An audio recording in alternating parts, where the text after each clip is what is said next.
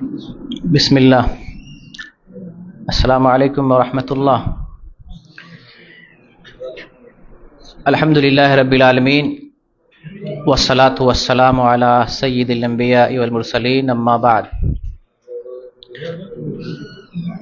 ہر قسم کی تعریف اللہ رب العالمین کے لیے ہے، جس نے ہمیں ایمان کی حالت میں رکھا ہوا ہے۔ اللہ تعالیٰ نے ہمیں صحت دی ہے، تندرستی دی ہے اور عافیت سے نوازا ہے۔ اللہ ہماری ساری ضرورتوں کو پورا فرما رہا ہے۔ اللہ رب العالمین سے دعا کرتے ہیں مزید ہماری صحت کے اندر برکت دے، مال و دولت کے اندر برکت دے، اور ہمارے بچوں کی، گھر والوں کی حفاظت فرمائے۔ آج میری طبیعت اچھی نہیں ہے۔ بدھ کے دن آفس کا ایک پروگرام تھا، عشاء کے بعد باہر گئے تو مستقل یہاں رہنے کی وجہ سے باہر کی ٹھنڈی ہوا لگ گئی۔ پروگرام کے موڈ میں نہیں تھا، یا اس طرح کی طبیعت نہیں تھی کہ میں درس دے سکتا، لیکن جب آپ جیسے لوگ حشاش بشاش اور زندہ دل طالب علم ہو، سامعین ہو، حضور قلب سے سننے کے لیے اور بہت دور سے چل کے آئیں، تو بیمار آدمی کے جسم میں بھی جان آ جاتی ہے۔ تو اللہ تعالیٰ شفا دے اور بولنے میں قوت اور طاقت دے۔ اور میرے ہی جیسے بہت سارے طالب علم بھی ہوتے ہیں، سامعین بھی ہوتے ہیں، طبیعت بھی خراب ہوتی ہے، ضرورت بھی ہوتی ہے، بازار جانا ہے، بہت ساری چیزیں خریدنا ہے، لیکن دین کو اس پر ترجیح دیتے ہیں اور یہاں پر آتے ہیں۔ تو آپ کے لیے بھی جو ہے مبارکبادی ہے، اللہ تعالیٰ آپ کے اس آنے کو قبول فرمائے، اور یہاں جو آتے ہیں اس آنے کی وجہ سے اللہ تعالیٰ آپ کے دنیا کے مسائل کو حل فرمائے۔ یقیناً علم بہت بڑی چیز ہے، جو علم سیکھتا ہے اس کو بھی دولت ملتی ہے، اس کو بھی سعادت ملتی ہے، اور جو آدمی علم سیکھ رہا ہوتا ہے اس کی برکت سے اس کے گھر والے کو بھی سعادت ملتی ہے۔ جیسے رسول اللہ صلی اللہ علیہ وسلم کے زمانے میں دو بھائی رہا کرتے تھے، ایک روزی روٹی کمایا کرتا تھا، دوسرا نبی صلی اللہ علیہ وسلم کے پاس جا کر تعلیم حاصل کیا کرتا تھا۔ تو جو روزی روٹی کماتا، رسول اللہ صلی اللہ علیہ وسلم سے شکایت کیا کہ صرف میں اکیلے کماتا ہوں اور میرا بھائی صرف علم حاصل کرنے میں لگا ہوا ہے۔ تو نبی صلی اللہ علیہ وسلم نے فرمایا کہ تمہیں جو روزی ملتی ہے شاید اسی کی وجہ سے جو علم سیکھ رہا ہے، تو علم سیکھنے کی وجہ سے دوسرے کو روزی مل رہی ہے۔ تو جو طلبہ پہ خرچ کرے، جو علم والوں پر خرچ کرے، جو علم والوں کی نگرانی کرے، جو علم والوں کی حفاظت کرے، علم والوں کا تعاون کرے، مساعدہ کرے، چاہے گھر والے ہوں، استاذ ہوں، دعوت سینٹر والے ہوں، دوست احباب ہوں، ان لوگوں کو بھی برکت نصیب ہوتی ہے، اور جو علم حاصل کرتا ہے ان کو بھی برکت نصیب ہوتی ہے۔ تو آئیے آج کا جو درس ہے زکوٰۃ کے تعلق سے، اور انشاءاللہ آج کا پہلا درس زکوٰۃ کے احکام اور مسائل کو جانیں گے، اور اگلے ہفتہ اس درس کو کمپلیٹ کر لیں گے زکوٰۃ کے تعلق سے۔ تو زکوٰۃ اسلام کے اندر ایک رکن ہے، تیسرا رکن ہے، اور زکوٰۃ کا اللہ رب العالمین نے قرآن میں بڑا تذکرہ کیا۔ زکوٰۃ اور نماز کو دونوں کو ساتھ ساتھ تقریباً 80 سے بھی زیادہ مقامات پر اللہ تعالیٰ نے ذکر کیا۔ اسلام کے ارکان میں سے ایک رکن ہے۔ تو زکوٰۃ کا معنی کیا ہے؟ زکوٰۃ کا معنی ہے، زکوٰۃ یہ زکا یعنی زا کاف الف، اس سے مشتق ہے۔ اس کے معنی ہوتے ہیں بڑھوتری کے، زیادتی کے، اور پاکیزگی کے بھی، یعنی پاک کرنے کے معنی میں بھی زکوٰۃ کا لفظ آتا ہے۔ جب ہم زکوٰۃ نکالتے ہیں تو کیا ہوتا ہے؟ مال بڑھتا بھی ہے اور مال پاک بھی ہوتا ہے۔ تو اس کے معنی زکوٰۃ کے لغوی معنی ہیں بڑھنے کے اور ایک پاک کرنے کے۔ آئیے اس سلسلے میں سورہ توبہ کی ایک آیت دیکھتے ہیں، جہاں پر اللہ رب العالمین ارشاد فرماتا ہے، خذ من اموالہم صدقۃ تطہرہم وتزکیہم بہا وصلی علیہم ان صلاتک سکن لہم واللہ سمیع علیم۔ اللہ رب العالمین ارشاد فرماتا ہے، خذ من اموالہم، اے نبی آپ ان لوگوں کے مال میں سے صدقہ لیجئے، صدقہ، ان کے مال میں سے صدقہ لیجئے۔ تو یہاں خود آرڈر دیا جا رہا ہے۔ جب آرڈر دیا جائے، حکم دیا جائے، تو کس معنی میں ہوتا ہے؟ امر کے معنی میں، ضروری معنی میں، یعنی یہ واجب ہے، زکوٰۃ دینا واجب ہے، آپ لیجئے، آرڈر دیا جا رہا ہے، اللہ حکم دے رہا ہے۔ اور صدقہ، اے نبی آپ ان کے مال میں سے صدقہ لیجئے۔ تو صدقہ جو ہے دو لفظوں میں استعمال ہوتا ہے۔ ایک تو عام نفلی صدقہ ہوتا ہے، جیسے ہم لوگ کہتے ہیں نا صدقہ کرو، صدقہ کرو، خیرات کرو، تو ایک عام نفلی معنی میں ہوتا ہے۔ اور کبھی جو ہے صدقہ زکوٰۃ کے معنی میں بھی ہوتا ہے، فرض زکوٰۃ کے معنی میں ہوتا ہے، کبھی نفلی اور کبھی فرض زکوٰۃ کے معنی میں۔ تو یہاں فرض کے معنی میں، کیونکہ اللہ تعالیٰ آرڈر دے رہا ہے۔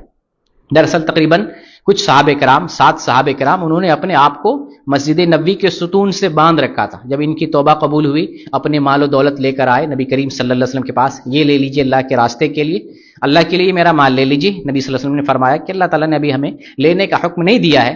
تو یہ آیت نازل ہوئی کہ آپ ان کے مال میں سے زکوٰۃ لیجئے. تو یہ تو ہے خاص پس منظر چند صحابہ کے تعلق سے، لیکن حکم عام ہے، تمام مسلمانوں کے لیے ہے. اسی آیت سے پتہ چلتا ہے کہ زکوٰۃ واجب ہے، اسلام کے ارکان میں سے ایک رکن ہے. آگے اللہ فرماتا ہے تو تطہرہم وتزکیہم بہا، آپ ان سے زکوٰۃ لیجئے اور اس زکوٰۃ کے ذریعے ان کو پاک کیجئے. تو تطہرہم، پاک کیجئے، اور ان کا تزکیہ کیجئے. تو تطہیر اور تزکیہ یہ دو لفظ اللہ تعالیٰ نے استعمال کیا. تطہیر کہتے ہیں ان کے مال کو پاک کیجئے، جس مال سے زکوٰۃ دے رہے ہیں یہ اس کو پاک کر دیجئے، اور ان کے جسم کو بھی، تزکیہ کہتے ہیں ان کے جسم کو بھی پاک کر دیجئے. ان کے اندر جو بخیلی ہے، جو شح یعنی دنیا کی محبت ہے، یا قلبی امراض ہے، ان کے جسم کو بھی، ان کے دل کو بھی، ان کی روح کو بھی پاک کر دیجئے. تو زکوٰۃ دینے سے دونوں فائدہ ہوتا ہے. مستحق لوگوں کو دینا یہ زکوٰۃ ہے.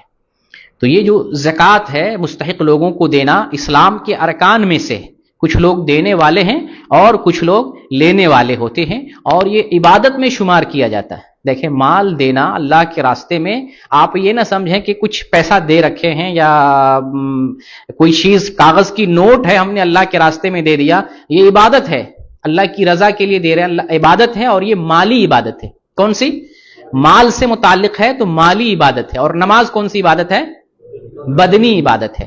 مالی عبادت میت کی طرف سے آپ کر سکتے ہیں. کوئی آدمی وفات پا گیا ہے تو مالی صدقہ کر سکتے ہیں، مال خرچ کر سکتے ہیں میت کی طرف سے، لیکن بدنی عبادت نہیں کر سکتے ہیں. نماز پڑھ کے میت کو بخشیں، تلاوت کر کے، درود پڑھ کے میت کو نہیں دے سکتے ہیں. بدنی عبادت میت کے لیے جائز نہیں ہے، البتہ مالی صدقہ میت کی طرف سے کر سکتے ہیں. تو یہ زکوٰۃ کا شرعی معنی ہوا. اب ہم زکوٰۃ کی حکمت جانتے ہیں. زکوٰۃ کی حکمت کیا ہے؟ اللہ رب العالمین نے کیوں زکوٰۃ فرض کیا ہے؟ کس وجہ سے فرض کیا ہے؟ اس کے پیچھے مصلحت کیا، پس منظر کیا ہے؟ تو آپ اس سلسلے میں بنیادی نقطہ یہ سمجھ لیں کہ زکوٰۃ کی بنیاد اس پر ہے کہ اللہ رب العالمین ہی اس زمین کا، اس آسمان کا، اور ان دونوں چیزوں کے درمیان جتنی چیزیں ہیں سب اللہ تعالیٰ کے حکم میں ہے، اللہ کے اختیار میں ہے. اللہ تعالیٰ ان چیزوں کا بادشاہ ہے. جو پیسہ، جو دولت اللہ تعالیٰ نے آپ کو دی ہے، اس کے بھی اصل مالک کون ہے؟ اللہ رب العالمین. اس لیے یہ دھوکے میں نہیں رہنا چاہیے کہ یہ مال ہم نے کمایا، ہمارا ہے. تو زکوٰۃ کی اساس اس پر ہے کہ جو کچھ بھی دنیا میں ہے، حتیٰ کہ آپ کا مال، آپ کا جسم، آپ کا گھر، آپ کی دولت، ساری چیزوں پر اللہ کا قبضہ ہے. اللہ حاکم ہے، تنے تنہا ہے. اور جب مال میں سے زکوٰۃ ادا کرتے ہیں تو آپ مال کو پاک کرتے ہیں، دراصل اللہ کے حکم پر عمل کرتے ہیں، اور آپ کا اس سے ایمان بھی ثابت ہوتا ہے. پتہ چلتا ہے کہ آپ اللہ کے حکم کو فالو کر رہے ہیں، تسلیم کر رہے ہیں. ورنہ انسان کے دل کی چاہت کیا ہوتی ہے؟ یہ مال میں نے کمایا، میرے جیب میں رہنا چاہیے، میں اپنے اوپر خرچ کروں، میں دوسروں پر کیسے خرچ کروں گا؟ یہ تو میرا کمایا ہوا ہے. تو انسان کی فطرت کیا کہتی ہے؟ فطرت یہ کہتی ہے میری چیز ہے، میرے قبضے میں ہونا چاہیے. لیکن دین اسلام کیا کہتا ہے؟ دین اسلام یہ کہتا ہے پوری کائنات کا تنے تنہا اکیلا اللہ مالک ہے. جو دولت ہمیں ملی ہے اس کا بھی وارث اللہ نے ہمیں بنایا. اگر اللہ چاہتا اندھا بنا دیتا، اللہ ہمیں اس سے محفوظ رکھے. اللہ چاہتا لنگڑا بنا دیتا، اللہ چاہتا غریب بنا دیتا، اللہ چاہتا کچھ بھی نہیں دیتا. دانے دانے کے لیے اور ایک ایک رائی کے لیے ہم محتاج ہوتے. تو ساری چیزوں کا اختیار اللہ رب العالمین کے پاس ہے. ہم یہ زکوٰۃ کی بنیاد اس پر قائم ہے. اس کو ہم سمجھنا چاہیے ہمیں کہ اس پوری دنیا کا اللہ تعالیٰ اکیلا مالک ہے. تو زکوٰۃ جو ہم دیتے ہیں اس کی حکمتیں کیا ہے؟ یہ بیس تو ہم کو بتا دیا، آپ کو بتا دیا. اس کے پیچھے حکمتیں یہ ہے کہ زکوٰۃ دینے سے ایمان کی سچائی ثابت ہوتی ہے. ایمان کا پتہ چلتا ہے کہ اس بندے نے ایمان کا ایک تقاضا پورا کیا. اسلام کے ارکان میں سے ہے. جب آپ زکوٰۃ پر عمل کرتے ہیں تو اسلام کا جو حکم ہے، اسلام کا جو ایک رکن ہے، تیسرا رکن، اس رکن کو آپ ادا کر رہے ہوتے ہیں. ایمان کا جو تقاضا ہے اس کو آپ پورا کر رہے ہوتے ہیں، اپنے ایمان کو ثابت کر رہے ہوتے ہیں. اور اس کے پیچھے دوسری حکمت یہ ہے کہ آپ ایمان کے عملی تقاضے کو پورا کرتے ہیں. آپ زکوٰۃ دیتے ہیں، ہاتھ سے نکال کر کسی کو دیتے ہیں، حرکت پائی جاتی ہے، اس کے اندر ایکٹیویٹی پائی جاتی ہے. گویا کہ آپ ایمان کی تطبیق دے رہے ہیں، ایمان کا عملی نمونہ پیش کر رہے ہیں. ایمان کا عملی نمونہ اس کے ذریعے پیش ہوتا. ورنہ آپ کو وہی بتایا کہ انسان کو مال سے محبت ہوتی ہے اور خود سے کمایا ہوتا ہے. اور بولتا بھی کتنا سارا آدمی کہ یہ تو میں نے اپنی محنت سے کمایا ہے، میری محنت اور میرے پسینے کی کمائی ہے، میں نے گاڑی محنت کر کے یہ پیسہ کمایا ہے، اس کو ہم دوسروں کو کیسے دے سکتے ہیں، دوسروں کو کیسے لوٹائیں؟ یہ تو دوسروں کو دینا یہ تو زیادتی ہے۔ تو دراصل جب ہم زکوٰۃ دیتے ہیں تو ایمان کا عملی نمونہ بھی پیش کر رہے ہوتے ہیں۔ اچھا، ایمان زکوٰۃ دینے سے ایک حکمت اس کے پیچھے یہ ہے کہ اس سے انسان کی بخیلی ختم ہوتی، کنجوسی ختم ہوتی ہے، اس کے اندر سخاوت کا جذبہ پیدا ہوتا ہے۔ جو زکوٰۃ نہیں دیتا ہے، آپ تجربہ کر کے دیکھ لیں، دونوں میں زمین آسمان کا فرق ہوگا۔ جو صدقہ نہیں دیتا، جو زکوٰۃ نہیں دیتا، اس کا دل بڑا سخت ہوتا ہے، لیکن جو زکوٰۃ دیتا ہے وہ سخی کہلاتا ہے، سخی ہوتا ہے، وہ یوں بھی کھلائے گا، وہ یوں بھی ضیافت کرے گا، وہ یوں بھی آپ کو دیتا رہے گا، صدقہ و خیرات کرتا رہے گا، اور اس کے اندر بخیلی نہیں ہوتی، اس کے اندر کنجوسی نہیں ہوتی، لوگوں کو کھلاتا پلاتا اور دیتا ہے۔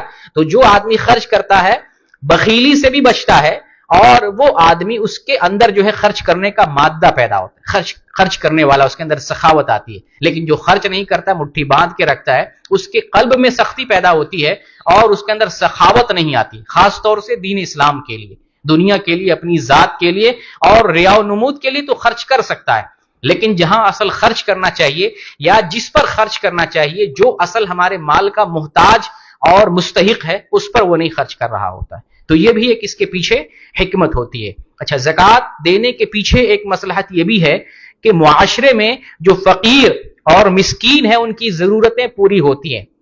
اللہ رب العالمین نے تمام معاشرے میں دو قسم کے لوگ رکھے ہوئے ہیں، غریب بھی ہوتے ہیں اور امیر بھی ہوتے ہیں۔ دنیا میں کوئی ایسا خطہ، کوئی ایسا ملک، کوئی ایسی سرزمین آپ کو نہیں ملے گی جہاں ہر کوئی مالداری ہو، ایسا کوئی خطہ نہیں ملے گا۔ سعودی عرب کے پاس دولت ہے، انبار ہے دولت کی، سونا نکلتا ہے اس کے خزانے سے، زمین سے سونا نکل رہا ہے، پیٹرول نکل رہا ہے، لیکن یہاں بھی بھیک مانگنے والے لوگ ہیں، یہاں بھی ضرورت مند لوگ ہیں۔ آپ کو ہر شہر میں کئی جمعیت البر نام سے، یعنی خیر کے جو کام کرنے والے ادارے ہوتے ہیں، چیریٹی سینٹرز کئی آپ کو ملیں گے۔ یہ لوگ کیا کرتے ہیں؟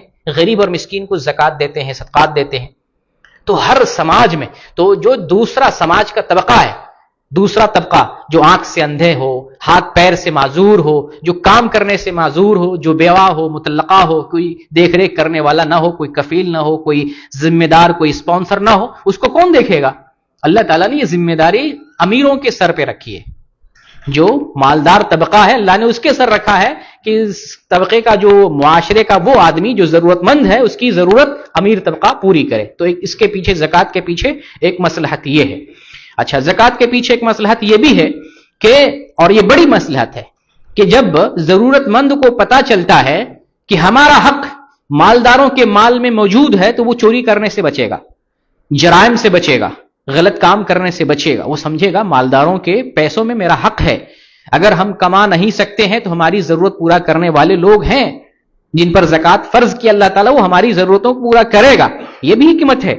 جہاں یہ تھنکنگ نہیں ہے تو پھر وہ لوگ کیا کرتے ہیں؟ ضرورت والے چوری کرتے ہیں، ڈکیتی کرتے ہیں، غبن کرتے ہیں، غلط طریقے سے جرم کر کے پیسہ کماتے ہیں۔ آپ دیکھیں گے بڑے بڑے رہزن، غنڈہ قسم کے لوگ، بہت ساری مصلحتوں میں ایک مصلحت یہ بھی ہوتی ہے کہ وہ غریب ہوتے ہیں، اچانک مالدار بننا چاہتے ہیں، بہت پیسہ کمانا چاہتے ہیں، تو غلط راستہ، جرم کا راستہ اختیار کرتے ہیں اور اس کے ذریعے پیسہ کماتے ہیں۔ تو اسلام نے اس کے پیچھے ایک تھیوری دی ہے کہ اگر غریبوں کو یہ معلوم ہو کہ زکوٰۃ کہ ہم لوگ مستحق ہیں اور زکوٰۃ دینے والے لوگ موجود ہیں، مالداروں کے مال میں ہمارا بھی حصہ ہے، تو وہ جرم کرنے سے بچ جائیں گے اور بچ جاتے ہیں۔ اور افسوس کی بات یہ ہے کہ آج ایمانداری سے ہمارے یہاں زکوٰۃ ادا نہیں کی جاتی ہے تو لوگ بھیک بھی مانگتے ہیں، لوگ چوری بھی کرتے ہیں، لوگ بہانے بنا کر پیسہ بھی مانگتے ہیں۔ مانگنے والے جو ہے بہانے، طرح طرح بہانے بنا کر پیسہ مانگ رہے، اور جو مانگنے والے ہیں یا جو اصل ضرورت مند ہیں ان تک ہمارا حق نہیں پہنچتا ہے، ان تک ہمارا پیسہ یا ہماری زکوٰۃ نہیں پہنچ پاتی ہے۔ تو اصلاح کی ضرورت ہے۔ اگر صحیح طور پہ زکوٰۃ کو نافذ کر دیا جائے تو جس سوسائٹی میں نظام زکوٰۃ کو نافذ کیا جائے گا، اس سوسائٹی میں کوئی غریب نہیں رہے گا، کوئی ضرورت مند ہاتھ پھیلانے والا نہیں رہے گا، اس کی ضرورتیں مہیا ہوتی رہیں گی، پورا ہوتی رہیں گی۔ لیکن زکوٰۃ کو صحیح سے ادا نہیں کرتے ہیں تو پھر ہمارے نظام میں، معاشرے کے نظام میں خلل پیدا ہوتا ہے، انتشار پیدا ہوتا ہے، چوری ہوتی ہے، لوگ ڈکیتی کرتا ہے، لوگ ایک دوسرے کا پیسہ چراتے ہیں، غبن کرتے ہیں۔ تو ایک حکمت اس کے پیچھے یہ تھی۔ اور اسی طریقے سے زکوٰۃ کے پیچھے ایک حکمت یہ بھی ہے کہ اس سے جو ہے جو لوگ زکوٰۃ دینے والے لوگ ہیں علم کی طرف متوجہ ہوتے ہیں۔ مال میں جب زکوٰۃ دینی ہے، اس کو پتا چلتا ہے نا کہ ہمیں مال میں زکوٰۃ دینا ہے، وہ حساب جانے گا۔ وہ شریعت کا علم حاصل کرے گا، وہ اسلام کی کتاب پڑھے گا، اس کے ذریعے سے دوسری چیزوں کو بھی پڑھے گا۔ متعدد اسلاف سے یہ بات منقول ہے، ذرا اس کو دھیان سے سنیں۔ وہ یہ لوگ کہتے ہیں کہ جو آدمی اسلامی شریعت کو نہیں جانتے ہیں، اسلامی تجارت کو نہیں جانتے ہیں، مسلمانوں کے مارکیٹ میں آ کر تجارت نہ کریں۔ مسلمان کو تجارت کے اصول جاننا چاہیے۔ آج معاملہ ایسا ہے کہ تاجروں کو پتہ ہی نہیں اسلام کے اندر تجارت کا معاملہ کیا ہے، صحیح لین دین کیا ہے، عام کو بھی پتہ نہیں ہے، اور جو لوگ تجارت کرتے ہیں ان لوگوں کو بھی پتہ نہیں ہے۔ تو تجارتی لوگوں کو بھی جاننا چاہیے، مالداروں کو بھی، اور ہر کسی کو بھی جاننا ہے کہ زکوٰۃ کا اسلام نے جو سسٹم بنایا ہے اس کا کیا سسٹم ہے، کہاں کہاں زکوٰۃ لگتی ہے، پیسہ کہاں کہاں خرچ کیا جاتا ہے۔ تو زکوٰۃ کو بھی جانے گا اور پورے دین کو بھی وہ جاننے کی کوشش کرے گا۔ اسی طریقے سے ایک حکمت یہ بھی ہے کہ زکوٰۃ کے ذریعہ مسلمان کے مال و دولت میں اللہ رب العالمین برکت دیتا ہے، اس سے پیسہ بڑھتا ہے، اس سے گھٹتا نہیں ہے، اس سے پیسہ بڑھتا ہے، اور یہ اللہ رب العالمین کا نظام ہے۔ سود سے پیسہ گھٹتا ہے اور زکوٰۃ دینے سے پیسہ جو ہے بڑھتا ہے۔ زکوٰۃ آپ دیں گے، خیرات دیں گے، غریبوں پہ خرچ کریں گے، اللہ مال میں برکت دیتا ہے، اللہ آپ کو مزید مال دیتا ہے، اللہ آپ کے مال کو پاک بھی کرتا ہے۔ تو یہ مال کو پاکی کا اور مال کی بڑھوتری کا ذریعہ ہے زکوٰۃ دینا، یہ بھی ایک حکمت ہے۔ اور اسی طریقے سے ایک حکمت یہ بھی ہے جو بڑی حکمت ہے کہ زکوٰۃ دینے سے مال گردش میں رہتا ہے۔ جو مال دیتے ہیں، زکوٰۃ دیتے ہیں، اس خزانے پہ ہم جو ہے وہ اژدہا سانپ بن کر کے نہیں بیٹھ جاتے، نہیں ہمارا پیسہ ہم نہیں خرچ کریں گے، ہم اپنے گھر میں رکھیں گے، ہم کسی کو نہیں دیں گے۔ ایسا نہیں ہونا چاہیے۔ پیسہ ہم نے کمایا ہے، محنت سے کمایا ہے، تو ٹھیک ہے، پیسہ اپنی ذات پر بھی خرچ کریں گے، اپنے گھر والوں پر بھی، اور لوگوں پر خرچ کریں گے۔ اس طرح سے پیسہ کیا سمٹا ہوا نہیں رہے گا، پیسہ پھیلے گا، پیسہ لوگوں تک جائے گا، معاشرے تک جائے گا۔ ایک آدمی اژدہا سانپ بن کر کے خزانے پر نہیں بیٹھا رہے گا۔ تو اسلام ایک یہ بھی حکمت پیش نظر رکھتا ہے زکوٰۃ کے پیچھے کہ زکوٰۃ سے اسلام یہ چاہتا ہے کہ انسان کا پیسہ ایک جگہ جمع نہیں رہے، وہ دولت انسانوں میں تقسیم ہوتی رہے، اور معاشرے میں وہ پیسہ گردش میں رہے، پیسہ گردش کرتا رہے۔ تو یہ جو ہے چند حکمتیں تھیں زکوٰۃ کی۔ اچھا، زکوٰۃ جو ہے واجب ہے، اور کن لوگوں پر واجب ہے؟ زکوٰۃ مالداروں پر واجب ہے، اور واجب ہونے کی دلیل جو ہے، جو ابھی آیت پڑھی تھی میں نے، خذ من اموالہم صدقۃ تطہرہم وتزکیہم بہا، کہ نبی آپ لوگوں کے مال میں سے زکوٰۃ لیجئے، حکم دیا جا رہا ہے۔ تو یہاں سے فرضیت کا ثبوت ملتا ہے، زکوٰۃ فرض ہے، اور دوسری حدیثوں سے پتہ چلتا ہے اسلام کے ارکانوں میں سے ایک رکن ہے۔ تو زکوٰۃ واجب ہے، فرض ہے، ان لوگوں پر ہے جن کا مال نصاب تک پہنچ جائے۔ انشاءاللہ اس کی تفصیل آئندہ درس میں آئے گی۔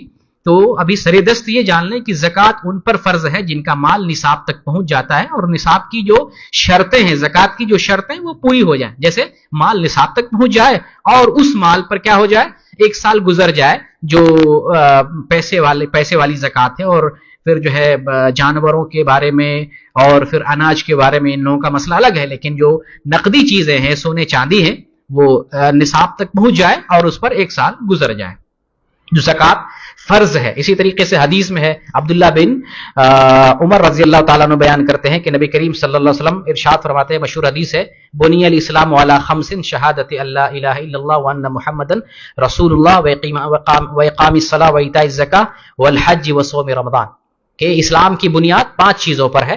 ایک تو یہ ہے کہ شہادتین پر گواہی دیں اللہ رب العالمین کے علاوہ کوئی بندگی کے لائق نہیں، اور محمد صلی اللہ علیہ وسلم اللہ کے رسول ہیں، اور اسی طریقے سے نماز قائم کرنا، اس طریقے سے زکوٰۃ دینا، یہ تیسرا رکن ہے، اور حج کرنا، اور رمضان کا روزہ رکھنا۔ تو یہاں پہ اسلام کا رکن بتایا گیا ہے۔ یہ حدیث بخاری کے اندر ہے، حدیث نمبر 8 ہے، صحیح مسلم کے اندر ہے، حدیث نمبر 16 ہے، اور مختلف کتابوں میں یہ حدیث ہے۔ تو اسلام کے ارکان میں سے زکوٰۃ ایک رکن ہے۔ جو آدمی اس رکن کو نہ مانے، اس رکن کا انکار کر لے، وہ آدمی اسلام سے خارج ہو جاتا ہے۔ تو ابھی جانیں کہ زکوٰۃ نہ دینے والوں کا حال کیا ہوتا ہے، ذرا اس کو ہم جانتے ہیں۔ زکوٰۃ فرض ہے، واجب ہے، اسلام کے ارکان میں سے ہے۔ جو بندہ زکوٰۃ ادا نہیں کرتا ہے تو وہ تو سستی سے نہیں کر رہا ہے، اس کو بھی فاسق مانا جائے گا، فاجر مانا جائے گا، گناہ کبیرہ کا ارتکاب کرنے والا مانا جائے گا۔ لیکن کوئی زکوٰۃ کا انکار کر بیٹھے، یہ مسئلہ ہم لوگوں سے بھی ریلیٹڈ ہے، کیونکہ ہم لوگ مال کماتے ہیں، اور الحمدللہ ہم میں سے سمجھتے ہیں اکثر لوگ زکوٰۃ دینے کے لائق ہوں گے، یعنی زکوٰۃ ادا کرنا ہم سب کے ذمہ جو ہے واجب ہوگا۔ تو اس مسئلے کو سمجھیں۔ زکوٰۃ کا مسئلہ یہ ہے کہ یہ اسلام کے ارکان میں سے ایک رکن ہے۔ کوئی اس رکن کا انکار کر دے، اس کی فرضیت کا انکار کر دے، اسلام کا رکن ہونے کا انکار کر دے، تو وہ دائرہ اسلام سے خارج ہو جائے گا۔ لیکن جس کے اوپر زکوٰۃ فرض ہو جاتی ہے، وہ سستی سے یا مال کی محبت میں، دنیا کی محبت میں گرفتار ہو کر زکوٰۃ نہیں دے رہا ہے، تب بھی وہ گناہ کبیرہ کا ارتکاب کر رہا ہے۔ حکومت کا کام ہے، جو حکومت ہے اس کا کام ہے، اسلامی حکومت کا کام ہے کہ زبردستی اس سے زکوٰۃ لے، زبردستی۔ یہ وہ کام ہے کہ آدمی سے پکڑ کے زکوٰۃ لیا جائے اگر زکوٰۃ نہیں دیتا ہے تو۔ ابو بکر صدیق رضی اللہ تعالیٰ عنہ جب خلیفہ بنے تھے تو آپ نے اعلان کر دیا تھا کہ جو آدمی نبی کریم صلی اللہ علیہ وسلم کے زمانے میں ایک بکری کا بچہ بھی جمع کیا کرتا تھا، زکوٰۃ دیا کرتا تھا، اگر وہ آج دینے سے انکار کرے میں اس سے لڑوں گا، اکیلے جہاد کروں گا۔ شروع میں حضرت عمر رضی اللہ تعالیٰ عنہ تھوڑا لگ رہا تھا کہ ان کو ذرا سختی کر رہے ہیں، لیکن ان کو بھی پتا چل گیا کہ نہیں، بات صحیح ہے، اسلام کا ایک رکن ہے، جو آدمی اس رکن کا انکار کرتا ہے، زکوٰۃ ادا نہیں کرتا ہے، اس پر سختی کی جائے گی اور اس سے سختی کے ساتھ زکوٰۃ وصول کیا جائے گا۔ لیکن افسوس کی بات یہ ہے کہ ہمارے ہاں تو آزادی ہے، اسلامی حکومت نہیں، اسلامی اسٹیٹ نہیں ہے، ہم سے کون زبردستی زکوٰۃ لے گا؟ ہمارے اوپر ڈیپینڈ ہے، ہم دیتے ہیں نہیں دیتے ہیں، کتنا دیتے ہیں، کوئی حساب کتاب نہیں کرتے ہم اپنے پیسوں کا۔ تو یہاں اپنے نفس کا ہمیں محاسبہ کرنا چاہیے۔ وہاں پر بڑا امتحان شروع ہو جاتا ہے جہاں کوئی پوچھنے والا نہ ہو، جہاں پوچھنے والا نہ ہو، آپ کی نماز کے لیے نہیں کوئی پوچھے، آپ کی زکوٰۃ کے لیے نہیں کوئی پوچھے، آپ کو روزہ حج کے لیے کوئی نہ پوچھنے والا ہو، وہاں امتحان شروع ہو جاتا ہے، انسان کے اندر سستی آ جاتی ہے۔ لیکن جب اسلامی اسٹیٹ ہوتا ہے، اسلامی معاشرہ ہوتا ہے، جگاتا رہتا ہے انسان کو، نماز پڑھو، زکوٰۃ دو، تمہارے اوپر حج فرض ہو گیا، حج کرو، روزہ رکھو۔ لیکن ہمارے معاشرے میں ایسا کوئی بتلانے والا، ایسا کوئی جو ہے دین سکھانے والا، اس طرح سے اسلامی اعتبار سے کوئی جھنجھوڑنے والا ہمارے سماج سوسائٹی میں نہیں ہے، تو ہمارے لیے بہت بڑی آزمائش ہے۔ ہم ہر جگہ مسلمان آزمائش کے دور سے گزر رہے ہیں کہ کوئی پوچھنے والا نہیں ہے، اور اپنی مرضی سے آدمی کتنا اسلام پر عمل کرے گا؟ جو چیزیں جو ہے کرنی چاہیے ہم اس کو کس طرح سے ادا کر سکیں گے؟ تو ہمارے لیے بڑی آزمائش کا دور ہے کہ ہمیں کوئی پوچھنے والا نہیں، ہماری مرضی اور طبیعت ہے، دیتے ہیں تو ٹھیک ہے، نہیں دیتے ہیں تو کوئی مسئلہ نہیں۔ آئیے قرآن و حدیث کی روشنی میں ذرا پتہ لگاتے ہیں کہ جو لوگ زکوٰۃ نہیں دیتے ہیں، قرآن میں اللہ تعالیٰ نے کیا فرمایا ہے، اور حدیث میں اللہ کے نبی صلی اللہ علیہ وسلم نے کیا فرمایا۔ اللہ رب العالمین سورہ توبہ میں ارشاد فرماتا ہے، آیت نمبر 34 ہے اور 35 ہے، اللہ فرماتا ہے والذین یکنزون الذهب والفضہ، جو لوگ سونا اور چاندی کا خزانہ رکھتے ہیں، سونے اور چاندی کا یعنی مال و دولت کا خزانہ رکھتے ہیں، مراد یہ ہے ولا ينفقونها فی سبیل اللہ، اور وہ اللہ کے راستے میں خرچ نہیں کرتے۔ عربی سمجھ میں آ رہی نا؟ ولا ينفقونها فی سبیل اللہ، اور وہ اللہ کے راستے میں اس سونے کو، اس چاندی کو خرچ نہیں کرتے ہیں۔ اللہ کیا فرماتا ہے فبشرہم بعذاب علیم، اے نبی آپ ان لوگوں کو عذاب علیم، دردناک عذاب کی خبر دے دیجئے۔ جو لوگ زکوٰۃ نہیں دیتے ہیں، نبی کو فرمایا اے نبی آپ لوگوں کو بتا دیجئے کہ ان لوگوں کو دردناک عذاب دیا جائے گا جن کے پاس سونے اور چاندی ہے، خزانہ ہے، لیکن اللہ کے راستے میں خرچ نہیں کرتے ہیں، ایسے لوگوں کو دردناک عذاب دیا جائے گا۔ یوم یحمى علیہا فی نار جہنم فتکوی بہا جباہہم وجنوبہم وظہورہم، اور ان کے جو سونے چاندی ان کے خزانے ہیں، ان کو کیا جہنم پر پیش کیا جائے گا۔ اللہ اکبر، جو خزانے، جو مال دولت، زمین جائیداد جو ہم جمع کر کے رکھتے ہیں، اس کو اللہ کیا کرے گا؟ یحمى علیہا فی نار جہنم، ان مال و دولت کو اللہ تعالیٰ جہنم میں تپائے گا، گرم کرے گا، اس کو تپائے گا۔ کیوں تپائے گا؟ آگے اللہ فرماتا ہے فَتُكْوَى بِهَا جِبَاهُهُمْ وَجُنُوبُهُمْ وَظُهُورُهُمْ، اور اس کو تپا کر کے اللہ تعالیٰ ان لوگوں کو داغے گا جو زکوٰۃ نہیں دیتے ہیں، ان کی پیشانیوں کو داغے گا، ان کے جو ہے پہلوؤں کو داغے گا، اور ان کی پیٹھ کو اللہ داغے گا۔ اس پیسے سے جس کی محبت میں ہم گرفتار ہیں اور اللہ کے راستے میں خرچ نہیں کرتے ہیں، یہی پیسہ ہمارے لیے کل قیامت میں رسوائی کا اور ذلت کا سبب بنے گا، جس کو اللہ تعالیٰ جہنم کی آگ پر پیش کر کے اس کو تپائے گا، تپا کر کے اس سے اللہ تعالیٰ داغے گا ان لوگوں کو جو زکوٰۃ نہیں دیتے ہیں، اللہ کے راستے میں مال نہیں خرچ کرتے ہیں۔ آگے اللہ فرماتا ہے ھذا ما کنزتم لانفسکم فذوقوا ما کنتم تکنزون، یہ اس وجہ سے کہ تم مال و متاع اور مال و دولت کا خزانہ جمع کرتے ہو اور اس کو تم خرچ نہیں کرتے ہو، اپنے لیے خزانہ بنا کر کے جمع کر کے رکھ لیتے ہو، تو تم ان خزانوں کا وبال چکھو، آج اس کا وبال چکھ لو۔ تو اللہ تعالیٰ نے یہ ہمیں بتایا ہے، ہمیں متنبہ کیا ہے، خبردار کیا ہے کہ ہم اپنے مال میں سے زکوٰۃ دیں۔ ہمارے مال میں حق ہے غریب کا، مسکین کا، معاشرے کے ضرورت مند لوگوں کا، تو اپنے مال سے ان ضرورت مندوں کی ضرورت کو ہم پورا کریں۔ اس آیت کی وضاحت ایک حدیث کے اندر ہے، صحیح مسلم کے اندر ہے، 987 نمبر کی حدیث ہے یہ انٹرنیشنل نمبر ہے، اور جو جنرل نمبر میں آپ تلاش کریں گے تو 2290 نمبر ہے۔ اس میں ابو ہریرہ رضی اللہ تعالیٰ عنہ بیان کرتے ہیں کہ نبی کریم صلی اللہ علیہ وسلم نے ارشاد فرمایا، جو بھی سونے اور چاندی کا مالک ہو اور اس میں سے اس کا حق نہ ادا کرے، سونے اور چاندی کا حق نہ ادا کرے، جس کے پاس سونا ہو چاندی ہو اس کا حق نہ ادا کرے، وہ قیامت کے دن آئے گا تو اس کے مال، اس کے جو ہے پیسے اور سونے چاندی کو اللہ رب العالمین تختیاں بنائے گا، آگ کی تختی بنائے گا۔ ہمارے پیسے کو، مال و دولت کو اللہ آگ کی تختی بنائے گا، اور پھر اللہ تعالیٰ جہنم کی آگ میں اس تختی کو گرم کرے گا، تپائے گا، اور پھر اسی تختی کے ذریعے اللہ رب العالمین ہماری پیٹھ کو، ہمارے پہلو کو اور ہماری پیشانی کو داغے گا۔ ان لوگوں کو داغے گا جو زکوٰۃ ادا نہیں کرتے۔ اور جب یہ تختی ٹھنڈی ہو جائے گی، ان تختیوں سے داغا جائے گا، یہ تختی جب ٹھنڈی ہو جائے گی پھر اسی طریقے سے جہنم کی آگ پر ان تختیوں کو پھر سے گرم کیا جائے گا، تپایا جائے گا، اور اس تختی سے پھر جو ہے جو لوگ زکوٰۃ نہیں دیتے ہیں، مال نہیں خرچ کرتے ہیں، ان کو داغا جائے گا۔ اور یہ اس دن ہوگا، نبی صلی اللہ علیہ وسلم فرماتے ہیں یہ اس دن ہوگا جس دن کی مقدار 50,000 سال کے برابر ہے۔ گویا کہ 50,000 ایک دن اتنی دیر تک انسان کو تپایا جائے گا، اور کب حساب و کتاب ہوگا اس کی کوئی انتہا نہیں، اس کا کوئی پتہ نہیں، اس کا کوئی علم نہیں۔ ایک دن 50,000 سال کے برابر ہوگا۔ اگر کسی انسان کو ایک دن اتنی بار تپایا جائے اس کا کیا حل ہوگا؟ تو اس طریقے سے اس کو جو ہے تپاتا رہے گا، پھر یہاں تک کہ بندوں کے درمیان فیصلہ کر دیا جائے گا، جس کے نصیب میں جنت ہوگی وہ جنت کی طرف جائے گا، جس کے نصیب میں جہنم ہوگا وہ جہنم کی طرف جائے گا۔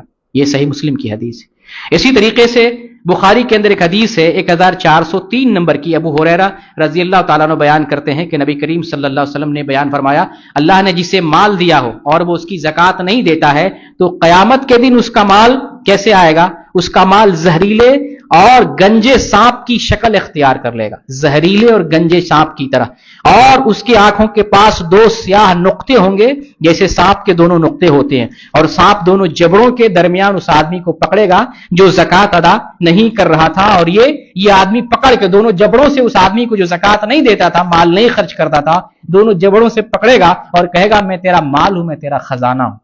وہ مال جسے ہم نے جمع کر کے رکھا، لوگوں پہ خرچ نہیں کیا، اس کو پاک نہیں کیا، اس کی زکوٰۃ ادا نہیں کی، یہ مال خزانہ، یعنی یہ سانپ بنے گا، زہریلا سانپ، ایسا زہریلا سانپ بنے گا جو اسی انسان کو ڈسے گا، پکڑ کے کہے گا میں تیرا خزانہ ہوں، میں تیرا مال ہوں، اور اس کو تکلیف پہنچائے گا۔ لے اب جو جس مال سے تو محبت کرتا تھا وہی مال آج کیا کر رہا ہے؟ تکلیف پہنچا رہا ہے، دکھ دے رہا وہ مال۔ اسی طریقے سے ایک اور حدیث ہے صحیح بخاری کے اندر 1402 نمبر کی، نبی کریم صلی اللہ علیہ وسلم فرماتے ہیں، ذرا اس حدیث پہ غور کریں کہ کوئی آدمی قیامت کے دن اس طرح نہیں آئے کہ اس کی گردن پہ بکری ہو اور وہ چلا رہی ہو، اور وہ آدمی محمد سے کہے اے محمد مجھے آج بچا لیجئے، اے محمد مجھے اللہ کے عذاب سے بچا لیجئے، تو نبی کریم صلی اللہ علیہ وسلم کیا فرمائیں گے کہ میں تیرا کوئی بھی کام نہیں آؤں گا، میرا کام تھا دین بتا دینا، دین پہنچا دینا، میں تیرا کام نہیں آؤں گا۔ دیکھیں صحیح بخاری کی حدیث سے الفاظ ہیں لا املک لک شیئا قد بلغت، لا املک لک شیئا، میں تمہارے کچھ بھی کام نہیں آؤں گا، ذرہ برابر بھی میرے اختیار میں نہیں ہے کہ میں تمہارے کچھ کام آؤں، قد بلغت، میں نے تجھے بتا دیا، تجھے پہنچا دیا، زکوٰۃ بتانا تھا بتا دیا، زکوٰۃ فرض ہے تو نے نہیں دیا، یہ تیری ذمہ داری، یہ تیری غلطی ہے، آج میں تیرا کام نہیں آؤں گا، تجھے نفع نہیں پہنچا سکتا۔ اسی طریقے سے جب قرآن کی آیت سورہ شورى کی آیت ہے، جب اللہ رب العالمین نے ایک آیت نازل کی وانذر عشیرتک الاقربین، کہ اے نبی آپ اپنے خاندان والوں کو ڈرائیے، آپ صلی اللہ علیہ وسلم اپنے اہل خاندان کو ڈرایا، آپ نے اپنی پھوپھی کو ڈرایا، آپ نے اپنے چچا کو ڈرایا، آپ نے اہل قریش کو ڈرایا، آپ نے اپنی بیٹی سے بھی کہا اے فاطمہ بنت محمد آج میرے پاس جو مال ہے تو وہ مال اگر مانگنا چاہتی ہو تو مانگ لو۔ یہ حدیث بخاری کے اندر ہے 2753 نمبر کی ہے۔ آپ صلی اللہ علیہ وسلم فرماتے ہیں یا فاطمہ بنت محمد سلینی ما شئت من مالی، اے فاطمہ بنت محمد میرے پاس جو مال ہے اس میں سے اگر تجھے کچھ چاہیے لے لو، لا اغنی عنک من اللہ شیئا، کل قیامت میں اللہ کے نزدیک میں کچھ بھی کام نہیں آؤں گا، آج دنیا میں جو کچھ مانگنا ہے وہ مانگ لو۔ اچھا ہمارے یہاں دیکھیے اس کے برعکس زکات بھی نہیں دیتے ہیں، اوپر سے ڈٹھائی کرتے ہیں. کچھ سماج میں کچھ طبقے میں ایسے مولوی ہیں کہتے ہیں کہ نماز نہ پڑھے تب بھی جنت میں جائے گا، زکات نہ دے تب بھی جنت میں چلا جائے گا، بس پیر کا دامن پکڑ لو جنت میں چلے جاؤ گے. پچھلی مرتبہ جب میں نے قرآن کی آیت بتا کر کے آپ کو بتایا تھا کہ نماز نہ پڑھنے والا کہاں جائے گا؟ جہنم میں جائے گا. جب یہ ویڈیو میں نے انٹرنیٹ پہ ڈالی تو لوگوں کو تکلیف ہو رہی تھی. وہ لوگ جن کے مولوی یہ بتاتے ہیں کہ بغیر نماز پڑھے بھی تمہاری نیا پار ہے، جبکہ اللہ کیا فرما رہا ہے کہ تم جہنم میں جاؤ گے اگر نماز نہیں پڑھتے ہو. تو یہاں اللہ اور اس کے رسول کیا بتاتے ہیں؟ زکات نہیں دو تو جہنم میں جاؤ گے، یہی مال تمہیں کوٹے گا، تمہارا محاسبہ کرے گا. لیکن دیکھیں یہ پیروں اور فقیروں اور مجاور لوگ کس طریقے تعلیم دیتے ہیں. کئی لوگ ہیں، میں نام نہیں لینا چاہتا ہوں، انڈیا میں پاکستان میں اس طرح سے جو ہے گیروا رنگ کا کپڑا پہن کر صوفیوں کا لباس لگا کر ہندوؤں کی نقالی کر کے ایسی ایسی بات بتاتے ہیں جس کا دین و اسلام سے کوئی تعلق نہیں ہے. عبد القادر جیلانی ان کے تعلق سے کہتے ہیں، اللہ کی قسم عبد القادر جیلانی کہتے ہیں کہ میرا قدم قیامت میں اس وقت تک نہیں اٹھے گا جب تک میں اپنے ہر مرید کو بخشا کر جنت میں نہ داخل کر دوں. جنت عبد القادر کے قدموں میں ہے، ان کے اختیار میں ہے، ان کی اجازت سے اللہ کسی کو جنت میں ڈالے گا. وہ جنت کے مالک ہیں. یا ان کا نام لے لے نماز پڑھنے والا ہو نہ ہو، یہی جو ہے بھنگ دیا گیا، جیسے بھنگ دے کر کے سلا دیا جاتا ہے. تو یہ صوفی سلاٹ قسم کے لوگوں نے یہ بھنگ دیا کہ کسی پیر کے نام سے بیعت کر لو تمہاری نیا پار ہو گئی، وہ پیر تمہیں بخشوا لے گا. دیکھیں قیامت میں جنت میں سب کو ڈال رہے ہیں. نبی کریم صلی اللہ علیہ وسلم اپنے چچا کو کلمہ تک نہیں پڑھا سکے. اپنے چچا کو، وہ چچا جنہوں نے جان قربان کر دی، جنہوں نے اپنی جان نبی کریم صلی اللہ علیہ وسلم کے لیے نچھاور کر دی، اس چچا کو وفات کے وقت جو ہے بچا نہ سکے، اسلام میں داخل نہ کر سکے، اور عذاب سے بھی نہ بچا پائیں گے. سب سے ہلکا عذاب انہی کو دیا جائے گا، ہے نا، عذاب دیا جائے گا. لیکن یہ بھنگڑے والے کس طرح کی باتیں کرتے ہیں اسلام سے، اور یہ لوگوں کو کس طرف لے جا رہے ہیں. یعنی جتنے سماج میں گمراہ ہو رہے ہیں اس کی ذمہ داری کس کی ہے؟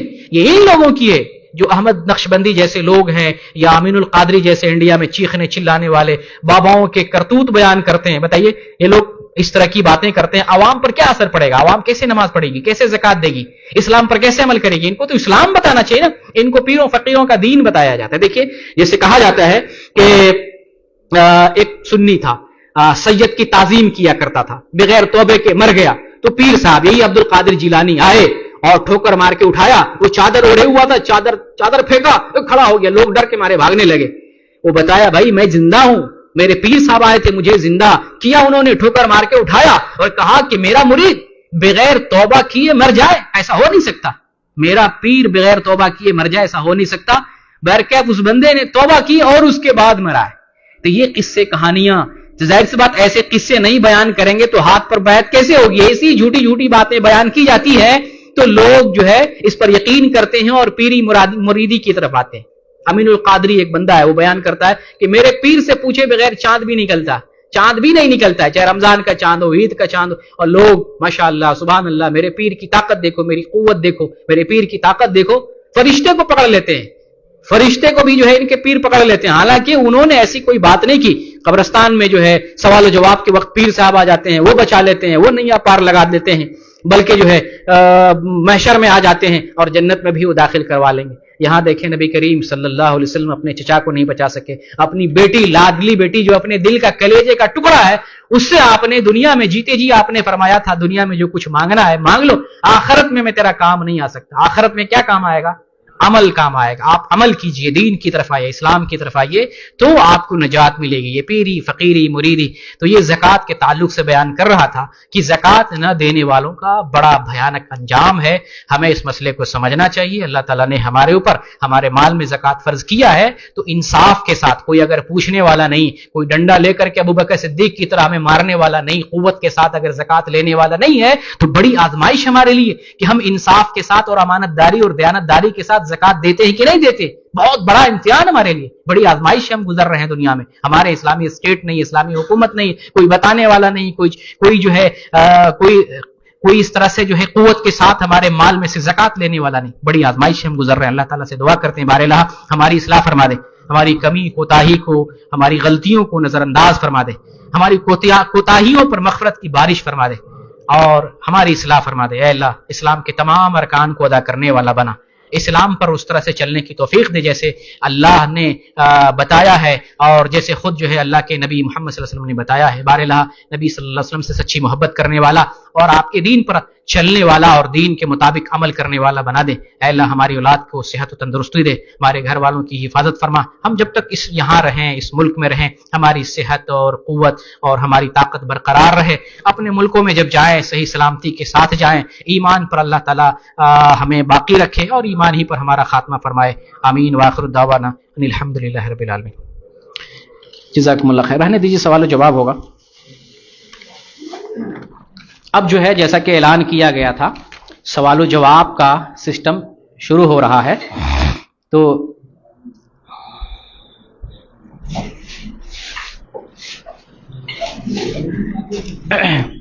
آئیے سوال و جواب کی طرف. آج میں سوچ رہا ہوں کہ ہو سکتا ہے بہت سارے لوگ جواب دینے میں پہل نہیں کر پاتے ہیں, ہاتھ نہیں اٹھا پاتے ہیں. آج میں نے تھوڑا سا انداز بدلنے کی کوشش کی. اب ہم چاہتے ہیں آج آپ میں سے جو جواب دینا چاہتے ہاتھ اٹھائیے, میں ان سے سوال کروں گا. پیچھے سے شروع کرتے ہیں. کون جواب دینا چاہتے ہیں ہاتھ اٹھائیں, میرا سوال ان سے ہوگا. جی شکیل صاحب, آپ سے سوال ہے تکبیر تحریمہ. کھڑے ہو جائیے. وعلیکم السلام ورحمۃ اللہ وبرکاتہ. ایک کرسی لے آئیے.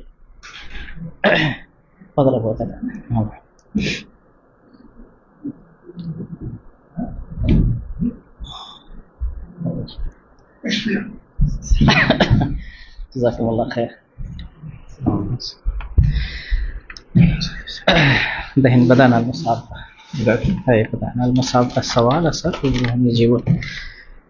ٹھیک ہے, پہلا سوال یہ ہے کہ تکبیر تحریمہ اور سورہ فاتحہ اس کے بیچ میں پہلی رکعت میں مقتدی کو کیا پڑھنا ہے؟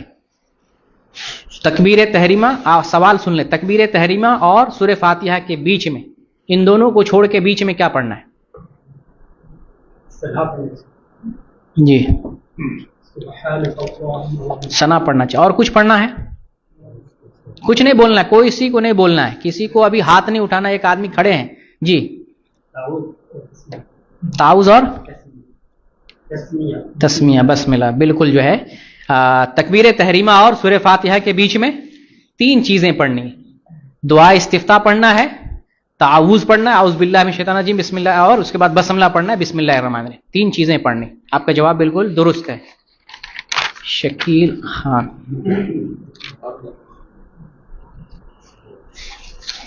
اچھا, اور ہاتھ اٹھائیے. جی شفیع صاحب, زرا کس کو بولتے ہیں؟ ہم نے حدیث کی روشنی میں زرا بتایا تھا, اس کو تطبیق دے کے بتائیے زرا کسے کہتے ہیں اور کیسے تطبیق دے کے بتائیں گے کہ ہاتھ باندھنا جو ہے. جی جی جی جی جی جی کس کو بولتے ہیں؟ زرا کا معنی کیا ہوتا ہے؟ یہ پورا کیونی سے لے کے بڑی انگلی تک. جی جی کیونی تک, اس کو زرا بولتے ہیں. اس کو ہاتھ بولیں, جیسے ہاتھ بولیں یا بازو بولیں. جی جی جی ایک ہاتھ جو ہے. جی جی بالکل جو ہے. محمد شفیع. ایک سوال خاتون کی طرف بھیج دیتے ہیں, جواب لے لیجئے گا. خاتون کی طرف, سینے پر ہاتھ باندھنے کی دلیل کیا ہے عورتوں کے لیے؟ سینے پر ہاتھ باندھنے کی دلیل کیا ہے عورتوں کے لیے؟ جواب آ جائیں, کوئی جواب لے لیں. آپ لے لیں افتخار صاحب, یا آپ لے لیں, دیکھیں جواب جو ہے. اور کوئی کون آگے ہاتھ؟ پیچھے سے کوئی کھڑا کریں, پیچھے سے کوئی ہاتھ کھڑا کریں. ابھی بچہ کھڑے ہو جائیں.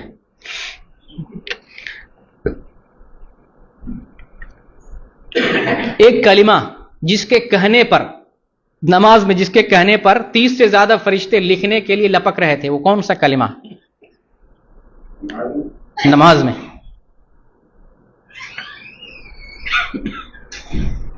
آج سب کو چانس ہے, یہ نہیں بولیے گا کہ ہم کو نہیں بتائے گا. آج جو ہے کھلے دل سے جی بتائیے. ایک وہ کلمہ نماز میں جس کے کہنے سے 30 سے زیادہ فرشتے جو ہے لکھنے کے لیے سبقت کر رہے تھے. پھر بولنا نہیں, ابھی آپ لوگ طریقہ نہیں جانتے. جو کھڑے ہیں صرف وہی بولیں گے, اسی لیے تو یہ کر دیا نا. پہلے جو ہے سب لوگ بول دیتے تھے, پھر پتہ نہیں چلتا تھا. سرنڈر, تو سرنڈر تو کہاں جائیں گے؟ جیل میں پولیس کے حوالے کیا جائے. تو اب جو ہے ایک منٹ جو ہے اس سوال کو ہم چینج کر دیتے ہیں. آپ بیٹھے ہیں جو ہے آپ کو موقع مل گیا. آپ کون اٹھنا چاہتے ہیں بتائیے؟ آپ کون اٹھنا چاہتے ہیں؟ جی کھڑے ہو جائیے. انگلیوں کے نام بتائیے.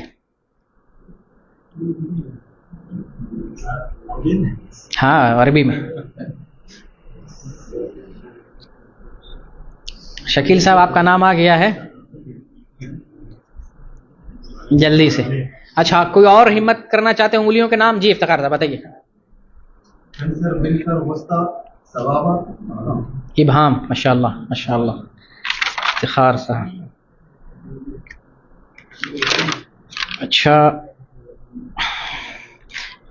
اچھا جس کلمے کے کہنے پر 30 فرشتے جو ہے لکھنے کے لیے لپک رہے تھے، کون جواب دینا چاہتے ہیں؟ آپ پیچھے سے نوازش الرحمان جی بتائیے. امام کہتے ہیں نا کہ سمع اللہ لمن حمدہ، جی جواب دینے والا کہتا ہے ربنا ولک الحمد حمدا کثیرا طیبا مبارکا فیہ. جی جی ماشاء اللہ ماشاء اللہ ماشاء اللہ جزاکم اللہ. نوازش الرحمان.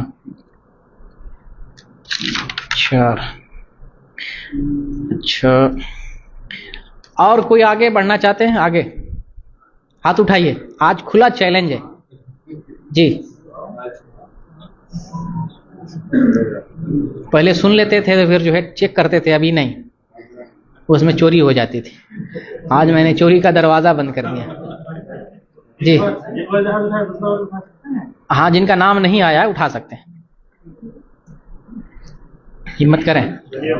چلیے کھڑے ہو جائیے. سجدہ کیسے کریں گے؟ سجدہ کا طریقہ بتائیں. سجدہ رکوع میں جانے کے بعد سے سجدہ کے لیے جب جائیں گے جی جی تو دونوں ہاتھ اور ناک اور پیشانی جی جی دو ہو گئے اور یہ دو جی جی جی سوری یہ ایک جی تین ہو گئے اور گھٹنا دونوں جی ان دو 5 اور دونوں انگوٹھے جی 7 تو جو ہے کیا ہونا چاہیے اس کو؟ سجدہ کے زمین پر ہونا چاہیے. تھوڑی سی اور تفصیل بتا سکتے ہیں؟ تھوڑی سی تفصیل. ہاتھ جو ہے پیٹ سے نہیں لگنا چاہیے، ران جو ہے ہاتھ میں نہیں ہونا چاہیے، پنڈلی جو ہے. جی جی چلیے الحمدللہ. ڈرے نہیں، آرام ہی رہے گا. کیا شاکر. آگے سوال ہے رکوع میں کیا کیا پڑھ سکتے ہیں؟ سوال کر دیا. او تیری طیب خلاص یہ سوال دے دیے، کون جواب دیں گے؟ چلیے بتائیے. آپ ہی نہیں بولا پہلے، بتائیے رکوع میں کیا کیا پڑھیں گے؟ رکوع میں سبحان ربی جی جی. اور کیا پڑھ سکتے ہیں؟ دعا میں یاد نہیں ہے لیکن دعا پڑھ نہیں. اب چلیے پیچھے سے کون ہاتھ؟ جی آپ بتائیے. جی اور ماشاء اللہ ماشاء اللہ. یہ جو ہے مکمل جواب ہو گیا. یاد کرنا چاہیے، ویڈیو ساری جو ہے نشر کرتے ہیں. کیا نام آپ کا ہے؟ محمد عباس. مبارک ہو. الحمدللہ. اور کون اٹھائیں گے؟ آپ اٹھائیں گے؟ چلیے کھڑے ہوئیے. امام کو کیا کیا پڑھ کے مقتدی کی طرف متوجہ ہونا چاہیے؟ ماذا یقول الامام ثم يتوجه الى الماموم. مقتدی امام کیا پڑھ کے نماز سلام پھیرے گا نا، تو کتنا پڑھ کے امام کی طرف متوجہ ہوگا؟ کیا پڑھ کے متوجہ ہوگا مقتدی کی طرف؟ سلام کرنے کے بعد جی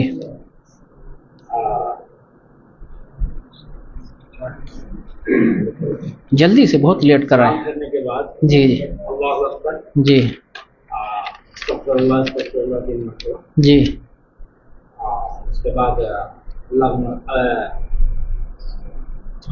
لا الہ الا اللہ وحدہ لا شریک لہ الملک والحمد للہ. بہت چانس مس کر دے رہے ہیں، بہت چانس مس کر دے رہے ہیں. اب کیسے قرآن اندازی ہوگی؟ اتنا ہاتھ ہے پھر تو ظلم ہو جائے گا. کسی کو کہے نہیں اٹھانے کے لیے. چلیں ادھر سے آپ اٹھائے، آپ بولیے جی. اللہ اکبر کریں گے، اس کے بعد استغفر پڑھیں گے 3 بار، پھر اللہم انت السلام وانت السلام تبارک یا ذا الجلال. جی جی ہاں اب انہیں لوگوں سے فیصلہ کر دیں. ووٹنگ کا اختیار ادھر ہے. یہ ای وی ایم والا مشین نہیں، بولنے والا مشین. دیکھیے کیا نام آپ کا ہے؟ محمد مجتبیٰ. اچھا اس کے بعد اور کون؟ ہاتھ اٹھائیے جی، اٹھیے. آخری تشہد میں کیا کیا پڑھیں گے؟ آخری تشہد میں اگر یاد بھی نہیں بھی ہو، آپ ہنٹ دے دیں، اشارہ دے دیں، کچھ ڈسکاؤنٹ کر دیتے. جی جی کون سی کوئی چیز بتائیے، اشارہ کیجئے. نہیں اگر یاد ہے تو کچھ بھی بتائیے، کیا پڑھیں گے؟ ہم نے تو بتایا تھا نا، ہمارے درس میں آئے تھے اس میں، تو پھر ہم نے تو کچھ اور بتایا تھا. درس دھیان سے سنے نہیں ہے. چلیے اب ہاں تو جو پہلے رسول سے ثابت ہے وہ تو بتائیں گے. جی بتائیے. اتحیات پڑھیں گے، درود ابراہیم پڑھیں گے، آمین نعوذ بک من کن چیز سے یہ کریں گے؟ آمین نعوذ بک من قبر اور 3 ہے کہ 4 ہے؟ 4. اور کچھ پڑھیں گے؟ جی ہاں یہ رسول اللہ صلی اللہ علیہ وسلم سے ثابت ہے، اس کو پڑھیں. پھر اس کے بعد آپ چاہیں جتنا پڑھیں. جی آپ مشیر احسن 8.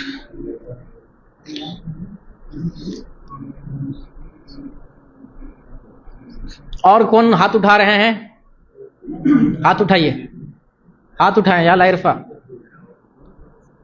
یدین آپ لوگ نہیں کرتے ہیں آپ لوگ، اسی لیے جو ہے نا ہاتھ نہیں اٹھا رہے. آج وہابی بنا کے چھوڑیں گے آپ لوگ. آپ جائیں گے تو وہابی بنے ہوئے رہیں گے پکے.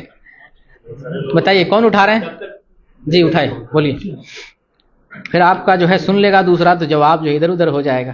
سلام پھیرنے کے الفاظ کون کون سے ہیں؟ کن کن الفاظ کے ذریعے سلام پھیر سکتے ہیں؟ السلام علیکم ورحمۃ اللہ. السلام علیکم ورحمۃ اللہ. یا دونوں طرف السلام علیکم ورحمۃ اللہ بھی کہہ سکتے ہیں، اور ایک طرف السلام علیکم ورحمۃ اللہ وبرکاتہ. السلام علیکم ورحمۃ اللہ. کلیئر نہیں ہوا، پھر سے بتائیے، پہلا طریقہ بتائیے. السلام علیکم ورحمۃ اللہ. السلام علیکم ورحمۃ اللہ. ایک طریقہ ہو گیا. جی السلام علیکم ورحمۃ اللہ. السلام علیکم ورحمۃ اللہ. تو وہی چیز تو بتا رہے ہیں. پھر کتنے الفاظ کے ذریعے سلام پھیر سکتے ہیں؟ کتنے ڈفرینٹ طریقہ ہے، میں نے بتایا تھا. السلام علیکم ورحمۃ اللہ وبرکاتہ. السلام علیکم ورحمۃ اللہ وبرکاتہ. السلام علیکم ورحمۃ اللہ وبرکاتہ. نہیں یہ تو جو ہے آپ وہ اندازہ مار رہے ہیں. اندھے کی لاٹھی بٹیر کو لگا تو لگا، نہیں لگا تو کوئی مسئلہ نہیں، کوئی خرچہ نہیں جاتا ہے. جی آپ کا نام آ گیا ہے، جو بول کھڑے ہوئیے. 3 طریقے سے سلام پھیریں گے. جی جی السلام علیکم. السلام علیکم. جی السلام علیکم ورحمۃ اللہ. السلام علیکم ورحمۃ اللہ. السلام علیکم ورحمۃ اللہ. السلام علیکم ورحمۃ اللہ وبرکاتہ. سر ہلائیں گے تو پھر وہ ڈیسیژن ہو جائے گا ای وی ایم کے ذریعے جو ہے. اور کوئی اور کون؟ جی بتائیے. السلام علیکم. کتنے طریقے سے؟ طریقہ کتنا میں نے بتایا؟ 3 طریقہ بتایا. جی جی السلام علیکم ورحمۃ اللہ وبرکاتہ. السلام علیکم ورحمۃ اللہ. السلام علیکم ورحمۃ اللہ. السلام علیکم ورحمۃ اللہ. السلام علیکم. السلام علیکم. یہ دیکھیے ٹھیک ہے. السلام علیکم ورحمۃ اللہ وبرکاتہ دائیں طرف ہوگا. السلام علیکم ورحمۃ اللہ آپ نے بائیں طرف کر دیا تھا. عابد صاحب ان میں سے کسی طریقے سے کر سکتے ہیں، لیکن افضل زیادہ طریقہ جو ہے محمد صلی اللہ علیہ وسلم کا السلام علیکم ورحمۃ اللہ. السلام علیکم ورحمۃ اللہ. اچھا کوئی ہاتھ اٹھانا چاہتے ہیں بتائیے. آج ڈر لگتا ہوگا. جو نہیں ہاتھ اٹھائیں بتائیں. کئی بار آپ لوگ فیل ہو جاتے ہیں. جو نہیں اٹھائیں پھر بتائیے. پیچھے سے کوئی؟ آج کھلا چانس ہے، تاکہ نہیں بولیے گا کہ ہمارا نام نہیں. آج پہلے ہاتھ دیکھ لیں گے. پہلے جو ہے ہاتھ زیادہ اڑ جاتا تھا، آج ہمت بہت کم ہو رہی ہے. اشباق جیسے لوگ ڈھیر ہو گئے ہیں. بتائیے کہ پتہ نہیں کیسا بم چھوٹ جائے، اور امریکہ نے جیسے جو ہے کتنے کو شہید کیا، ہم بھی جو اسی بم. جی جی بتائیے. پیچھے سے کھڑے ہوئیے. پیچھے سے سورہ فاتحہ پڑھنے کی دلیل مقتدی کے لیے، امام کے لیے نہیں، مقتدی، امام کے پیچھے جو کھڑا ہے اس مقتدی کے لیے سورہ فاتحہ پڑھنے کی دلیل بتائیے۔ نہیں، وہ دلیل چاہیے۔ جیسے ہم کو منوائیں گے کہ سورہ فاتحہ امام مقتدی کو پڑھنا چاہیے تو وہ کیا دلیل دیں گے، پوچھیں گے کیا دلیل ہے، تو آپ کیا بتائیں گے؟ جی اشفاق صاحب سوال سن لیے، اب تو جو ہے بتائیے۔ ایسے کھلاڑی ہیں جو سننے کے بعد بولتے ہیں۔ چلیے کھڑے ہوئے بتائیے کیا ہے اس میں، لیکن مفہوم ہی بتائیے نا، الفاظ۔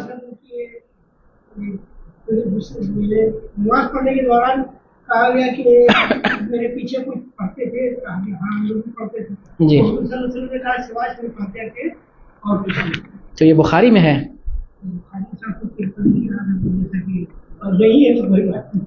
حدیث تو ہے، حدیث تو ہے بخاری میں، تو وہ حدیث ہے لا صلاۃ لمن لم یقرأ۔ حدیث آپ نے بتا دیا، کوئی حوالہ کوئی ضروری نہیں، حدیث بتا دیے ہیں، صحیح ہے۔ اشفاق صاحب اچھا، کوئی اور جو ہے بتائیے، کون ہاتھ اٹھا رہے ہیں؟ کمزور دل والے کا ہاتھ اٹیک ہو جائے گا اس طرح سے، یہ کیسا جو ہے طریقہ لیا؟ جی کھڑے ہوئیے۔ ہاں، مقتدی جو ہے کہاں کہاں تکبیر کہے گا؟ مقتدی تکبیر کہاں کہاں کہے گا؟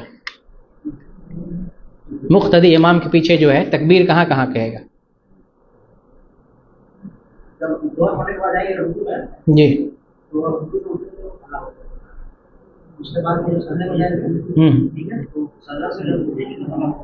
جی جی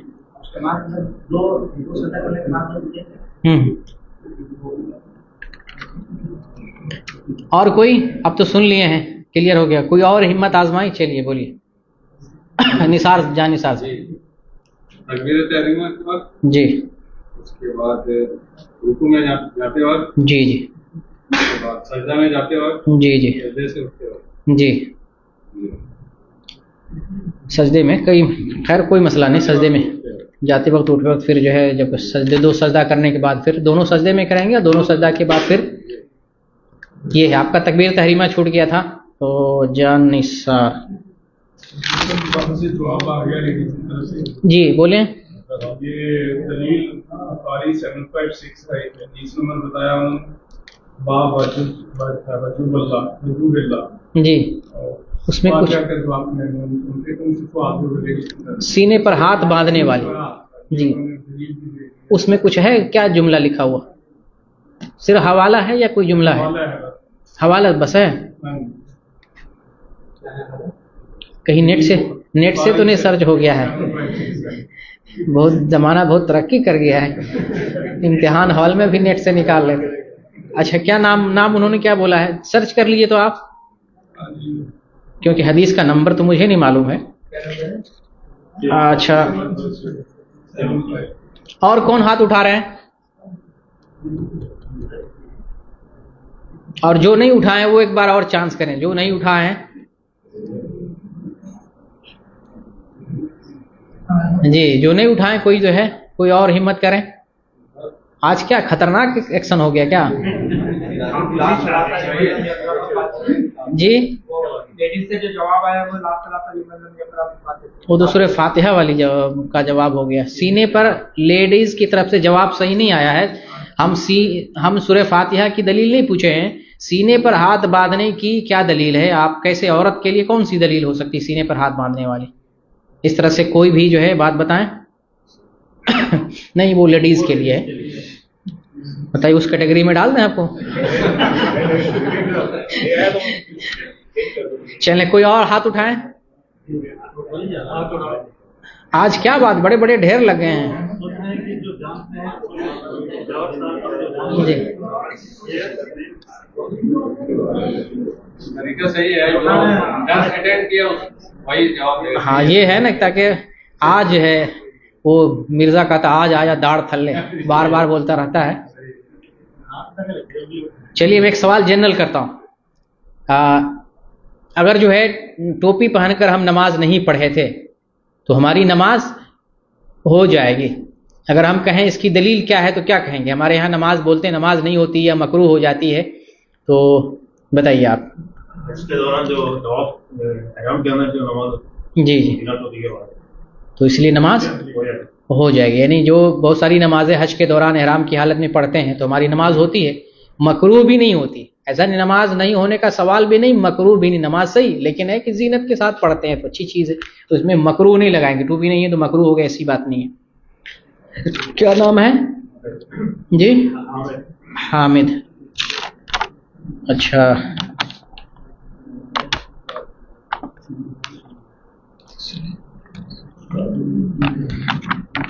کوئی اور ہاتھ اٹھائیں، ہاتھ اٹھائیے آپ. جی ماشاء اللہ، کھڑے ہو جائیے. آ جا ہیں مجاہد فی سبیل اللہ. ماشاء اللہ. سجدے میں قرآنی دعا کر سکتے ہیں؟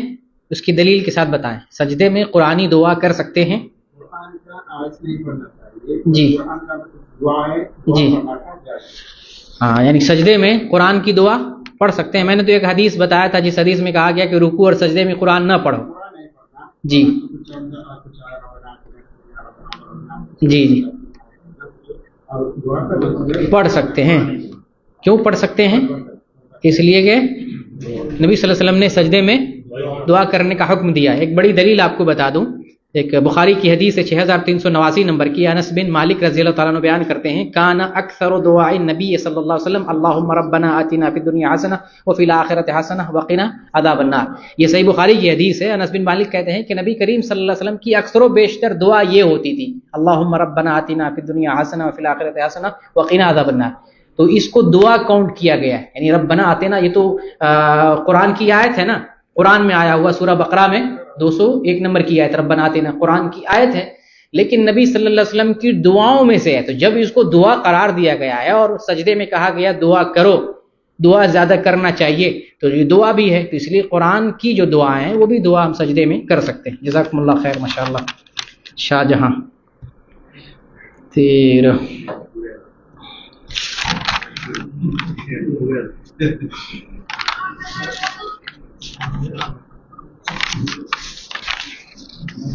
ابو بکر صدیق رضی اللہ تعالیٰ عنہ، یہ جنرل سوال. ابو بکر صدیق رضی اللہ تعالیٰ عنہ جب خلیفہ بنائے گئے اور جو لوگ زکوٰۃ نہیں دیے تو انہوں نے کیا کہا تھا؟ کوئی بتائیں. جی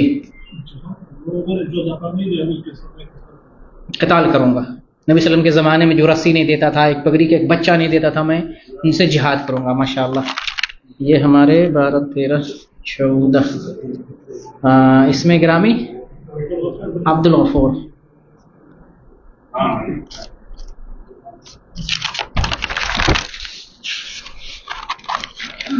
اچھا، زکوٰۃ نہ دینے والوں کا انجام میں نے بتایا، اس میں سے کوئی ایک حدیث آپ بتا دیں جو جواب نہیں دیے. زکوٰۃ نہ دینے والوں کا کیا انجام ہو سکتا ہے؟ ابھی میں نے بہت ساری حدیثیں بیان کی تھی. نہیں حدیث نمبر، وہ بات بتائیے. زکوٰۃ نہیں دیتا ہے تو اس کا کیا انجام ہوگا؟ جی بتائیے.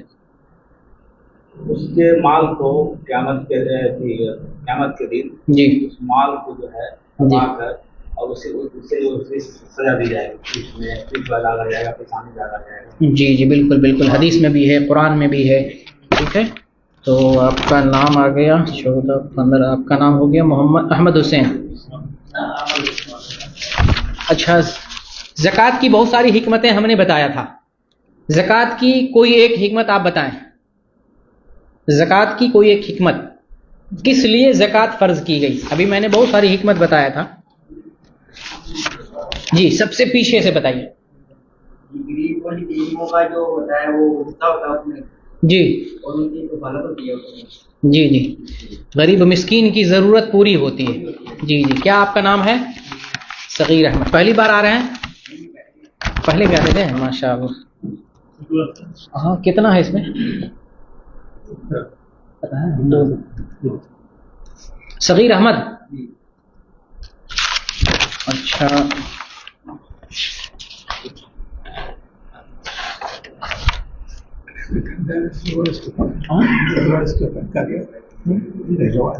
انشاءاللہ انشاءاللہ. اچھا کوئی جواب دینا، زکوٰۃ کی بیس کس پر قائم ہے؟ کوئی جواب دینا چاہتے ہیں زکوٰۃ کس بیس پر قائم ہے؟ किस बेस पर ज़कात कायम है? आपका नाम आ गया इसमें? नहीं, कोई और जवाब देना चाहते हैं?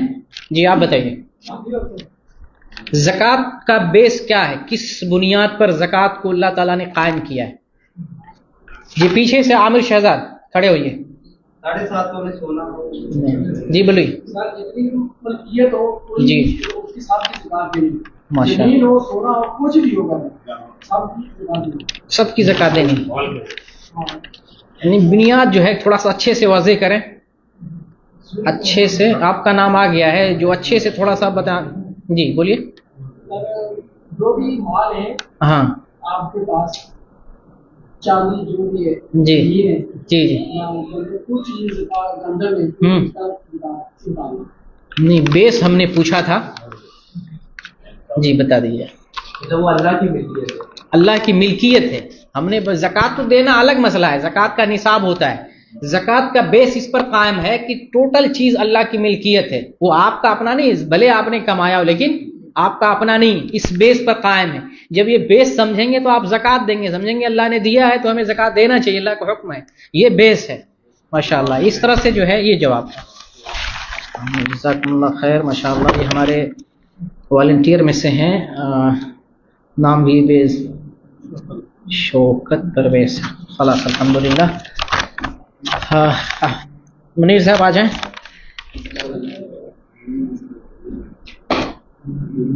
तस्वीर के लिए उनको दे दीजिए। आप जो है ये एक एक दीजिएगा और हम दोनों, आप पकड़ाइएगा या आप जो है कैसे? ठीक है, आप बुलाएं लोगों को। पहला इनाम है एक एक करके बुलाइए। शकील अहमद। शकील अहमद, एक एक आदमी की इधर करके, और एक जो है इधर से दीजिए। कोई एक आदमी इधर आ जाए, एक जो है इधर से अकेले करके एक दीजिए ना, आप देते जाइए। एक कोई जो है देते जाइए। दूसरा मोहम्मद शफी भाई, मोहम्मद शफी भाई। मोहम्मद शफी साहब आ जाए। हाँ इधर आ जाए। एक जो है सबको दे दीजिए कुछ।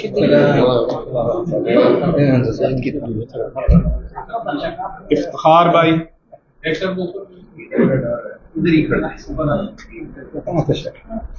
शेख को दीजिए, आ जाए।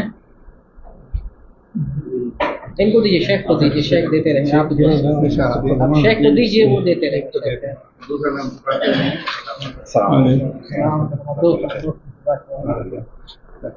नवाज़िशुर रहमान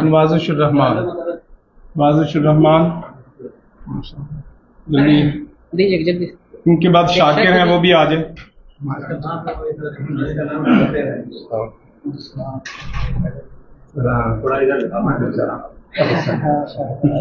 शाकिर भाई, मोहम्मद अब्बास भी आ जाए।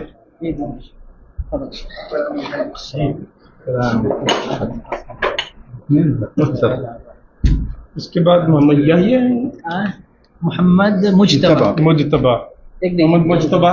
ये किनका बोले हैं अभी? इनसे पहले हैं मोहम्मद अब्बास। दीजिए।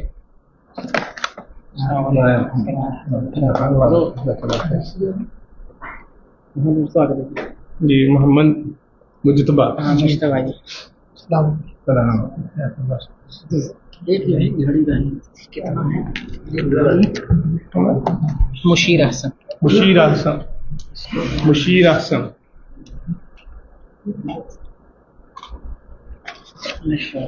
आबिद भी आ जाए। उसके बाद आबिद भाई। जल्दी। इशफाक भाई आ जाए।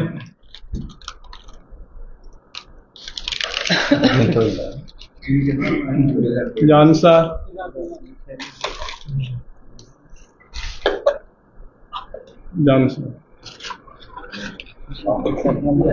हामिद भाई आ जाए।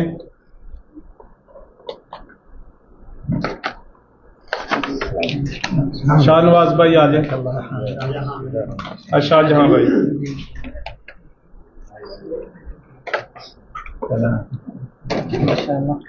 अब्दुल गफूर भाई।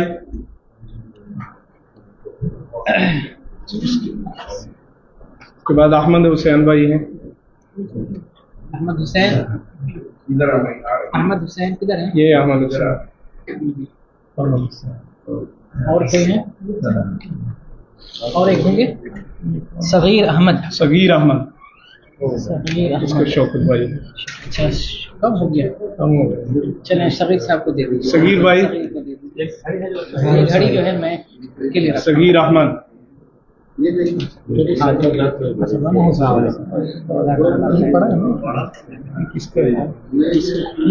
جو ہے یہ کس کا ہے؟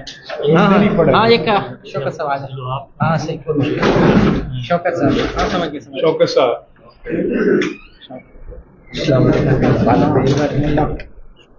جی شیخ ہو گیا. یہ جو ہے ماشاء اللہ عبد الوہاب ہوا یشتہر. عبد الوہاب.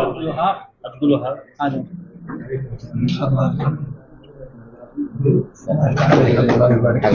وہ نیچے والا لیجیے.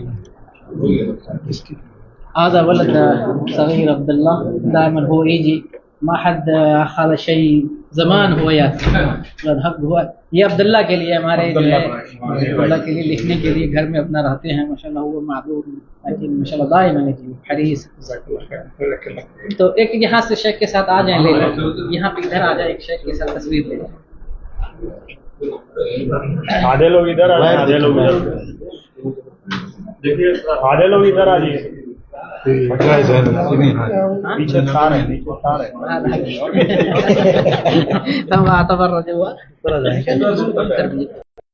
تھوڑا سا آپ اوپر چلو. کچھ لوگ اوپر آ جائیں. تھوڑا کنارے اوپر آ جائیے.